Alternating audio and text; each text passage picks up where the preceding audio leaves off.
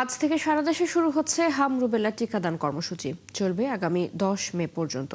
এই কর্মসূচির আওতায় ৬ মাস থেকে ৫ বছর বয়সী শিশুরা টিকা পাবে। এর আগে ৫ এপ্রিল দেশের ১৮ জেলার ৩০ উপজেলাকে ঝুঁকিপূর্ণ চিহ্নিত করে জরুরি টিকাদান শুরু হয়।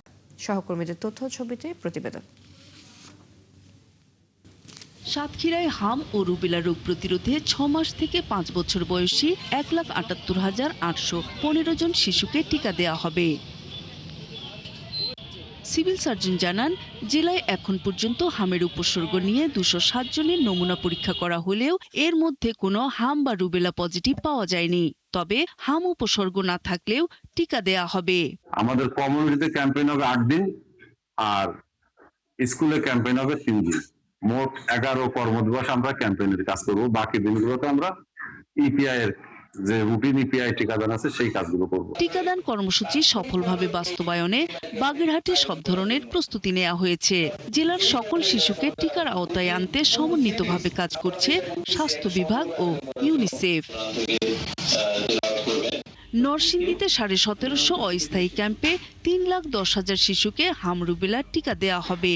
তবে অসুস্থ শিশু যারা হাসপাতালে ভর্তি রয়েছে তারা এই টিকা কার্যক্রমের বাইরে থাকবে বলে জানান জেলা সিভিল সার্জন।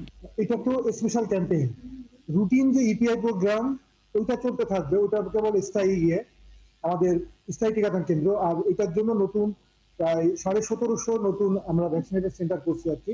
চুয়াডাঙ্গায় ১,৩০৫ জন শিশুকে দেয়া হবে হাম রুবেলার টিকা।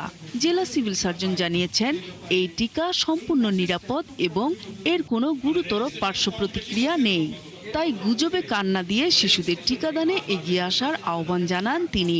সেই সাথে আপনারা আমাদের সর্বোচ্চ চেষ্টা দিয়ে এই প্রোগ্রামের সফলতা আনবেন। নড়াইলে কোনো শিশু যেন টিকার আওতা থেকে বাদ না পড়ে সে বিষয়ে মাঠ পর্যায়ে ব্যাপক প্রস্তুতি নেওয়া হয়েছে বলে জানিয়েছেন সিভিল সার্জন আব্দুর রশিদ। তিনি জানান, ৬ মাস থেকে ৬ বছরের নিচে মোট ৭৭,০০০ শিশুকে এই টিকা দেয়া হবে।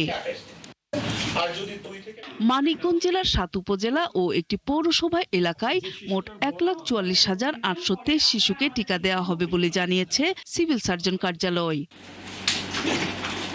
সারা দেশের মতো সিরাজগঞ্জেও শুরু হয়েছে হাম রুবেলার টিকাদান কর্মসূচি। জেলায় টিকা পাবে ৩,৯৫,০০০ শিশু। নূর তাজমিন নীর, ৭১।